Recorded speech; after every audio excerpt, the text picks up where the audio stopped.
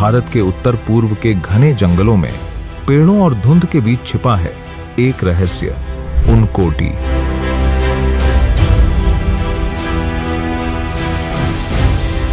त्रिपुरा के घने जंगलों में छिपी उनकोटी एक असाधारण पुरातात्विक और शैव तीर्थ स्थल है, जो अपनी विशाल चट्टानों पर उकेरी गई मूर्तियों और रहस्यमयी किंवदंतियों के लिए प्रसिद्ध है। उनकोटी का बंगाली में अर्थ है 1 करोड़ से 1 कम।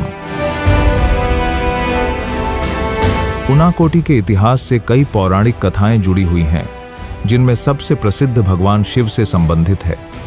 सबसे प्रचलित कथा के अनुसार भगवान शिव 1 करोड़ देवी देवताओं के साथ वाराणसी की ओर जा रहे थे। रास्ते में उन्होंने इस स्थान पर रात्रि विश्राम करने का निर्णय लिया। शिव ने सभी देवताओं से कहा कि वे सूर्योदय से पहले जाग जाएं, ताकि वे अपनी यात्रा जारी रख सकें। अगली सुबह सूर्योदय के समय भगवान शिव को छोड़कर कोई भी अन्य देवी देवता नहीं जाग सका। इससे क्रोधित होकर भगवान शिव ने सभी सोए हुए देवताओं को श्राप दिया और उन्हें पत्थर की मूर्तियों में बदल दिया। इसके बाद वे अकेले ही काशी के लिए निकल पड़े। इसी कारण से यहाँ 1 करोड़ से 1 कम यानी 99,99,999 मूर्तियां हैं और इस स्थान का नाम उनकोटी पड़ा। एक और लोकप्रिय दंतकथा कल्लू नाम के एक कुशल कुम्हार की है। वह भगवान शिव और देवी पार्वती का एक महान भक्त था।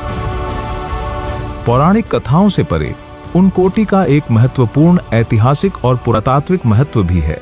इतिहासकारों और पुरातत्वविदों का मानना है कि इन मूर्तियों का निर्माण 7वीं से 9वीं शताब्दी के बीच या शायद उससे भी पहले हुआ था। यह पाल और गुप्त काल के बाद का समय था, जब इस क्षेत्र में शैव धर्म का गहरा प्रभाव था।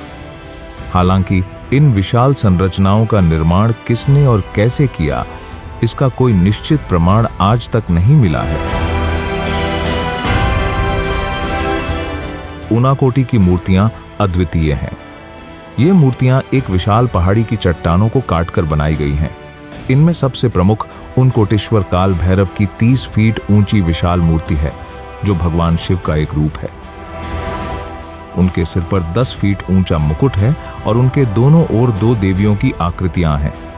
एक शेर पर सवार मां दुर्गा और दूसरी मकर पर सवार देवी गंगा।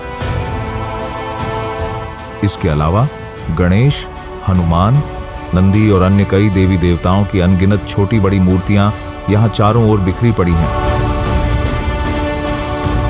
आज भारतीय पुरातत्व सर्वेक्षण ASI द्वारा संरक्षित यह स्थल इतिहास, धर्म और प्रकृति का एक अद्भुत संगम है।